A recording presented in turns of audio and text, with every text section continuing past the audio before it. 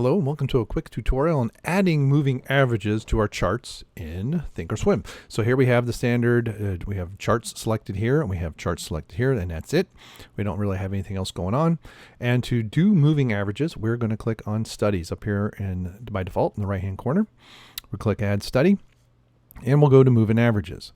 There's all kinds of moving averages. So let's say we want to do just a standard EMA. So choose legacy EMA and it pops up, as you can see. If I highlight the line, then double click, I can change the number of days. Let's say we want to do a 200-day moving average, and the color is fine. So we're just going to do that, and we click OK. And so there's a 200-day moving average. Now, let's say we want to add a second moving average, say a 30-day. And we want this one to be more of a simple moving average as opposed to EMA.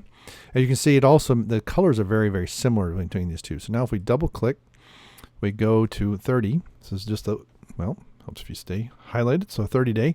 And here we can click here and we can change the color. Let's make this one more purplish. And there you go. And there's how you can add them. Now, to get rid of them, let's say you decide, you know what, I really don't want this one at all. I mean, you can double click on it to change it if you want. So let's say we made it 100, but you decided, no, I don't want it anymore. If you right click on it, remove, and then select remove, you'll get prompted yes or no. You select yes, and ta-da, it's gone.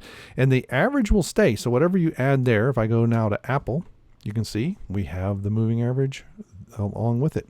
So there you go. Thank you very much. Goodbye.